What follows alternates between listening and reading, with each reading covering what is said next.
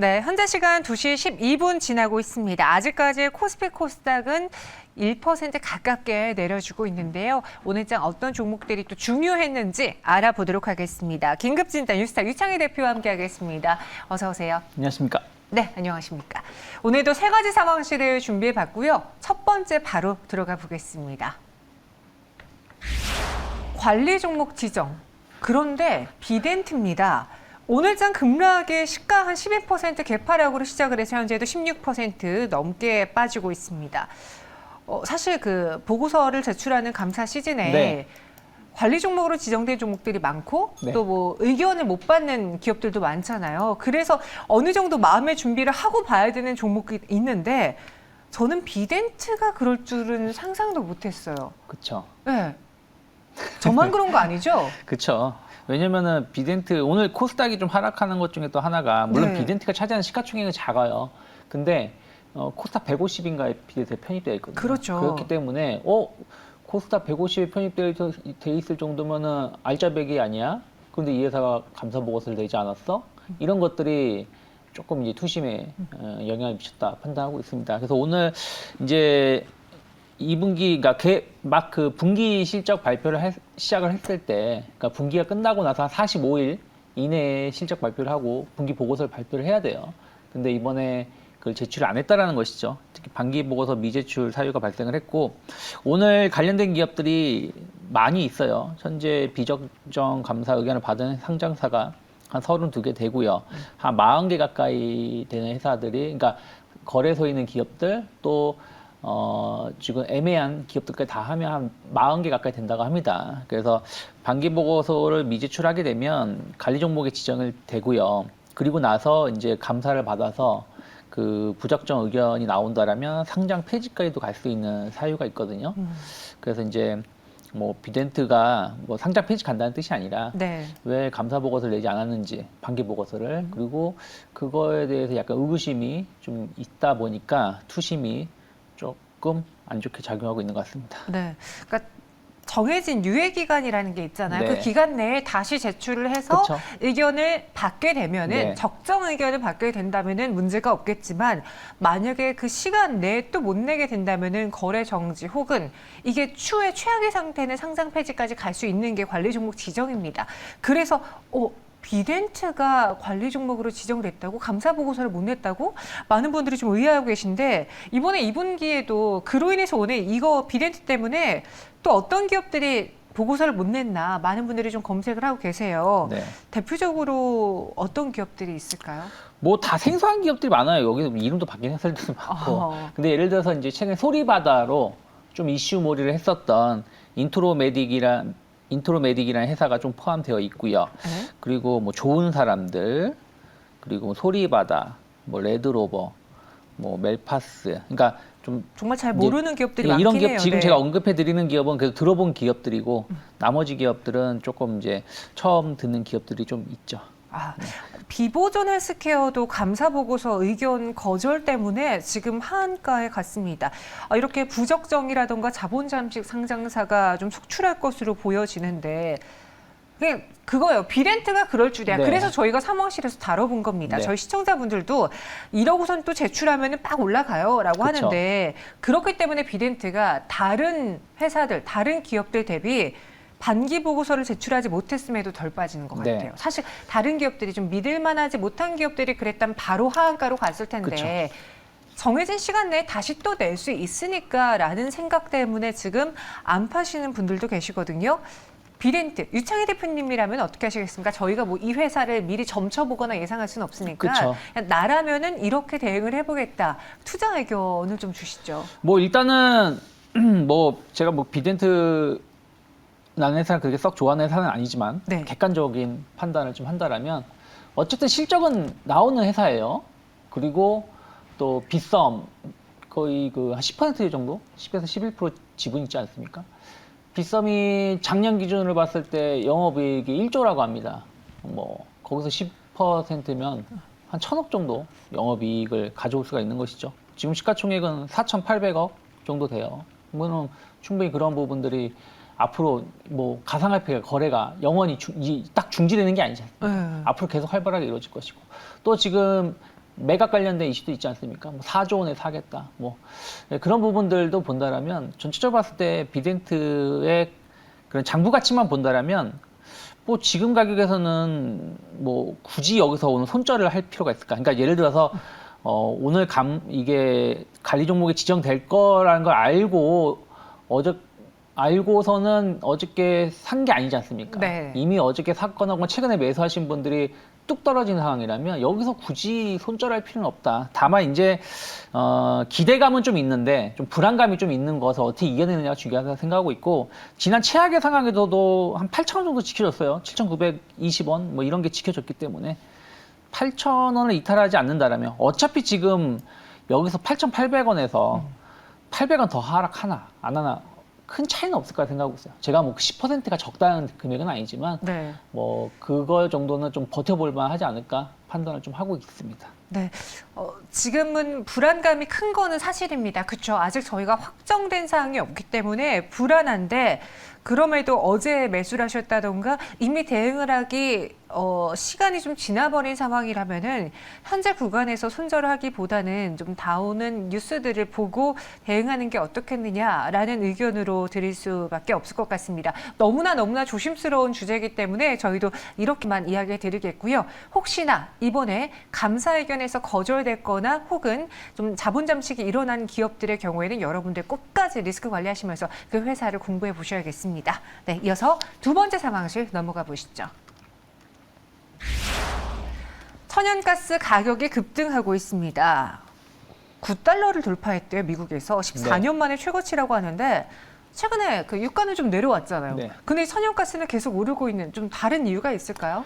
유가하고 천연가스의 그 뭐라 그럴까요? 성수기가 다르죠. 그러니까 예를 들어서 유가는 여행 성수기라든지 이동이 많을 때 드라이빙 드라이빙 시즌이라든지 이런 부분들을 많이 사용을 하는 것이고 난방용으로는 그 기름을 많이 쓰진 않아요. 그러니까 발전용으로는 많이 쓰지 않기 때문에 여름에 좀 많이 사용을 하고 있고 천연가스는 발전용으로 많이 사용합니다. 우리나라도 천연가스 제일 많이 쓰는 게 도시가스 겨울에 보일러 쓸 때 사용하는 거 아니겠습니까? 그래서 겨울에 많이 사용하다 보니까 이 겨울로 다가갈수록 특히 유럽 같은 경우는 재고를 이렇게 쌓아놔야 되거든요. 그런 부분들 때문에 보통 한 과거의 사례를 본다면 최근 한 5, 6년 뭐 사례를 보면 보통 10월, 11월이 최고점을 기록을 합니다. 천연가스 가격이. 그리고 나서 조금 더 하락세를 보여주는 흐름을 보여주고 있죠. 그래서 약간 계절적인 차이가 있다 생각하고 있고 특히 이제 최근에 보면은 결국엔 뭐 나쁜 놈 러시아 아니겠습니까? 가스 줄게 해놓고서는 갑자기 또 고장났네 하면서 가스 공급 안 하고 있고 맞아요. 뭐 평상시에 평년 대비해서 한 20%도 안 되는 물량을 좀 공급하고 있는 거 아니겠습니까? 자원을 무기화 해가지고 그래서 이제 유럽이 다른 나라 쪽으로 좀 받으려고 하고 있는데 다른 나라로 받으려고 하는 게 쉽지 않은 게 일단 인프라가 안 깔려 있지 않습니까? 배로 받아올 수밖에 없는 거 아니겠습니까? 러시아로 받아온 거는 그 가스관으로 받아온 것인데 나머지는 배로 받아야 되는데 배로 받아오려면 항구 주변에다가 이 탱크 그러니까 보관 시설이 있어야 되지 않습니까? 이게 하루 이틀 만에 지어질 수 있는 건 아니지 않습니까? 그래서 네. 그런 부분들이 좀 최소 한 2년 정도는 걸린다라고 하고 있고 또 하나는 미국에서 그 그러니까 이 가스 이 터미널 화재가 발생을 했었잖아요. 한 2달 된 것 같아요, 제 기억으로는. 그러다 보니까 공급이 또 원활하지 않게 된 부분들. 그래서 원래 그래서 미국 가스는 가격을 하락을 했었고 유럽 가스 가격은 올라갔는데 이제 겨울이 다가오고 있고 거기에 미국의 터미널 그 쪽도 이제 어느 정도 이제 보수가 마무리되고 있다 보니까 미국 천연가스도 같이 올라가는 모습을 보여주고 있습니다. 혹서의 유럽 에너지의 지금 위기가 더 심화하고 있다고 하고 겨울에는 말하신 것처럼 우리도 그렇지만 난방 수요도 또 늘어나게 되고 이렇게 되면 진짜 겨울이 문제다라고 많은 뉴스들이 쏟아지고 있거든요. 국내 천연가스 관련주들의 주가 상승이 그렇다면은 어떻게 보면 좀 이유 있는 상승이네요. 이전엔 저희가 단순히 러우 전쟁, 러시아 천연가스, 그럼 천연가스주 이렇게 테마로 들어갔다면 네. 실제로 장기화되고 있는 과정에서 가격이 오르니까 실체가 있다라고 봐도 괜찮겠습니까? 그쵸. 제가 뭐 잘난 척 하는 게 아니라 이 시간에서 네. 그런 얘기 드렸을까 한 2달 전인가 한 달 전인가 2달 전쯤에 우리가 지금 여름이지만 가스는 지금부터 이제 쟁여놔야 된다. 쟁여놔야 된다. 네, 그래서 뭐 한국가스공사라든지 이런 종목군들 저점이 있을 때 좀 관심 있게 봐야 된다라고 말씀드렸었어요. 그런 것처럼 지금 이제 가스 가격이 올라가잖아요. 정유사들의 최근에 정제 마진은 급감했지만 정제 마진이 좋아졌던 이유가 뭡니까? 쌀 때 이미 계약을 해가지고 석유를 받아오고 이것을 정제해서 팔 때는 비싸게 파니까 정제 마진이 좋아져서 수익이 엄청 좋아진 거 아니겠습니까? 가스주들도 마찬가지예요. 나름대로 가스가 좀 저렴했을 때 미리 계약을 할 거 아닙니까? 그래서 그 가격대로 받아오는 것이고 지금 비쌀 때 판매하는 것이기 때문에 아마도 수익은 좋아지겠죠. 한국가스공사도 최근 실적이 좋았었고, 뭐 최근에 뭐 상사주들도 올라가는 이유가 그런 요소라고 보시면 되실 것 같아요. 다만 그건 이제 장점인 부분들이고 좀 부정적인 부분들은 우리가 예를 들어서 그 오일 가격이 지금 90달러 밑으로 떨어졌는데 네. 말도 안 되게 내일 갑자기 150달러 갈 수도 있죠. 그러면은 어떻게 됩니까? 휘발유 가격 바로 2,000원대에서 그냥 4,000원대로 올리면 돼요. 정유사들이. 네. 근데 이런 가스는 그게 못 올려요. 아무래도 가격이 반영되는 게 정부하고 협상도 해야 되고 하는 것들이 있어서 약간 비탄력적입니다. 그래서 생각했던 것만큼의 기대 차익을, 그러니까 그 가스를 쌀 때 싸게 가져와서 비싸게 팔기가 쉽지 않다는 것이죠. 거기다가 최근에 그 한국전력이 말한 게 한국전력 발전사에서 그 민간 발전소에서 이제 전기를 사오잖아요. 그 상한선을 두겠다라고 했었어요. 예전에는 그런 거 없이 민간 발전소가 얼마 부르면 다 사왔는데 우리 얼마 이상 안 줄 거야. 그러니까 그 가격에 팔어. 그렇게 얘기했었던 게 있었거든요. 그래서 그런 부분들은 또 어떻게 작용할지 모르겠습니다. 그래서 그것들이 어떻게 영향을 미칠지를 봐야 돼요. 왜냐하면 독일은 천연가스 상승 때문에 그 공급 가격, 소비자 가격이 한 30% 올랐다고 해요. 그 연초 대비해서. 근데 우리나라는 많이 올라요. 5% 올랐나요? 그런 것들이 있기 때문에 그런 것들은 이제 앞으로 좀 확인해야 될 부분이 아닌가 생각을 하고 있습니다. 하지만 어쨌든 실적에 대한 기대감 또 가스 가격이 오른 거에 대한 어떤 기대감들을 보여준다면 충분히 주가는 좀 더 오를 수 있지 않을까 판단하고 있습니다. 네, 물론 이 천연가스 관련주로 묶여도 어떤 종목은 지난번에 올랐다가 많이 내려온 종목이 있고 또 다시 상승하는 종목들이 있고 좀 그 안에서도 종목 따라 다르게 움직이고 있는데 GSE가 오늘 좀 급등을 해서 저희가 다뤄봤습니다. 천연가스 관련주 연말까지 좀 길게 가져가 봐도 괜찮을까요? 투자 의견으로 주시죠. 일단은 뭐 지점 고점대를 바라보시면 되실 것 같아요. 네. 그러니까 저는 뭐 에너지 시장은 대안이 없지 않습니까? 우리나라 같은 경우는. 그러면 가격이 오른 거에 대해서 관련된 기업들이 좀 분위기를 탈 수 있다 생각하고 있고, 그러면 단기 목표가는 8,000원 정도는 계속 유지할 필요 있다. 다만 이제 이게 오늘같이 막 10%, 아니 15%, 16% 이렇게 올라오는데 추격 매수하시기에는 조금 그렇죠. 위험할 수 있기 때문에 단기 지지선을 확인하실 필요가 있고, 저는 뭐 연말까지라기보다는 한 10월, 11월 그때까지는 가스 관련된 이슈는 좀 더 나올 수 있지 않을까 판단하고 있습니다. 알겠습니다. GSE 10월, 11월 그러니까 천연가스 관련주들의 경우에는 또 겨울을 많이들 걱정하고 계시니까 조금 더 들고 가보자. 단기 목표 주가는 8,000원으로 제시해 드렸습니다. 이어서 마지막 상황실 만나보시죠. 2분기 깜짝 실적을 기록한 어닝 서프라이즈를 기록한 영원무역입니다. 뭐 저만 생각을 못했을 수도 있지만 저는 이번에 그렇게 실적이 잘 나올 거라고 생각했던 종목은 아니었거든요. 영업무역이. 네. 이번에 이렇게 잘 나온 이유가 있었을까요? 이번에 뭐 OEM, ODM 업체들이 조금은 실적에 대해서 조금 불확실성이 좀 있었죠. 왜냐하면은 경기가 좀 안 좋다 보니까 맞아요. 좀 수주가 좀 줄어들지 않겠냐. 뭐 이런 이슈들이 좀 있었는데 그런 거에 비해서 영업무역은 상당히 좋은 실적을 보여줬어요. 그 OEM 관련된 제품 믹스 개선에 성공을 좀 했고, 또 생산 공정을 좀 효율화했다라는 거, 그리고 원단 자체를 외부에서 공수해오는 게 아니라 자체적으로 제작을 해서 옷을 만들다 보니까 그런 거에 관련해서도 좀 비용이 좀 줄어드는 부분들이 있었던 것 같습니다. 아웃도어 시장은 계속해서 성장을 하고 있고, 왜냐하면 또 어쨌든 리오프닝이라는 이런 부분들이 좀 있으니까요. 그리고 그렇죠. 또 자전거 브랜드, 얼마 전에 한 몇 년 전에 인수한 스캇이라는 좀 고가 자전거 브랜드가 있는데 이와 관련해서도 매출이 잘 나오고 있는 것 같아요. 그래서 수익성이 상당히 좋게 나와주면서 오늘도 주가가 좀 화답을 하고 있지 않나 판단하고 있습니다. 네, 그 자전거 브랜드 스캇도 전 자전거가 그렇게 비싼 줄 몰랐는데 엄청 비싸고 없어서 못 산다고 하더라고요. 이 영업무역의 그럼 앞으로를 볼 때 우리가 이런 소비주들의 경우, 유통주들의 경우에는 앞으로의 그 소비 심리가 어떠느냐 이거를 꼭 필히 살펴봐야 되는데 전방시장 수요가 둔화되고 있다고 하는데 그럼 영업무역의 경우에도 타격을 주지 않을까요? 근데 또 리포트를 보니까 캐주얼 업체와 달리 영업무역은 좀 상황이 다르다라는 이야기도 있습니다. 달라 보이세요? 좀 다를 수가 있는 게 예를 들어서 다른 OEM 업체들은 자체 브랜드가 거의 없어요.